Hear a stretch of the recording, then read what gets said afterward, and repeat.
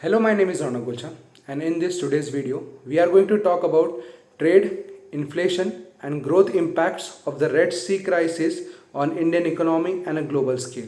First of all, Red Sea crisis involves missile and drone attacks by Yemen's Houthi militants on the ships transiting the area in protest against Israel actions in Palestine, which overall resulted in retaliatory actions by US and UK on them, which resulted in close down of the trade route or reducing the trade. Now, according to one of the DEA reports, we can see because the route was closed down and ship has to reroute from the southern tip of Africa, that is the Cape of Good Hope and other alternative routes. It has reached to longer cargo travels and longer freight times that potentially lead to an increase in cost and a global food prices index increases. Also, in that report it was mentioned that in January 42% of the overall trade in that route came down. Now coming back to India, we can see among 80% of India's trade with European nations passes through that routes. That includes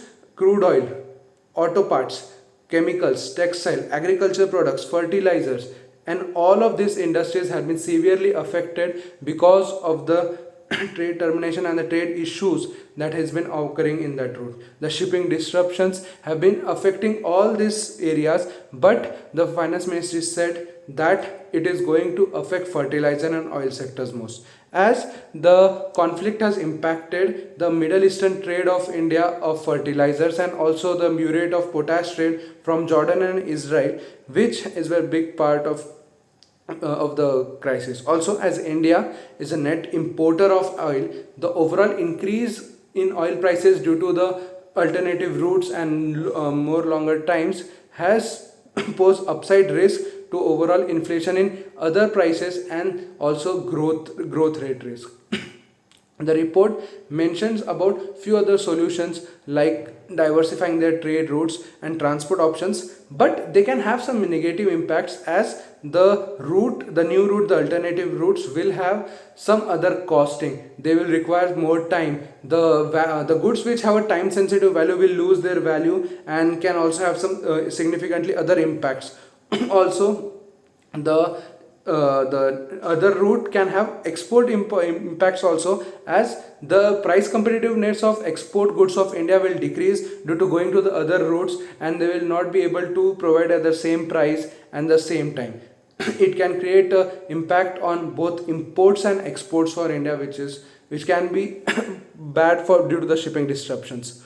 Also, we can relate this to a classic example of a global economic event in which the country is not directly involved in, but due to the macroeconomic environment of a global scale, it is getting affected and the shipping disruptions are affecting are having adverse effect with the other effects going on in the country, like the domestic inflation caused due to the delay of rainfall and increase in price of the food grains, then the Russian-Ukraine war and the going on recession in the global scale or in the Indian economic market also, which is leading to unemployment and other factors. So to that case, Red Sea crisis is adding fuel to that. Also, this can be a historical reference to one of the event which happens in the similar format in the similar route when Persians and other Middle Eastern countries blocked the trade in one of the routes of in European countries with ancient India's which related to some other route finding and similar implications. But still,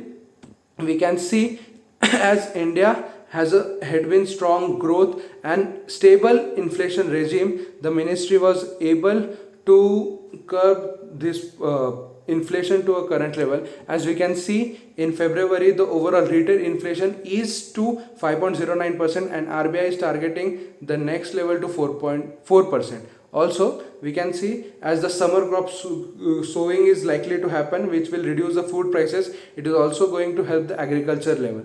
The officials also said that we can have a good GDP estimate that has been increased to 7.6% from 7.3%, which shows that even though the shipping disruptions are having some adverse economic effects, we are able to maintain a good overall outlook and a good overall economic situation. But still, the government can help by many fiscal and economic policies and supply chain helps. Thank you.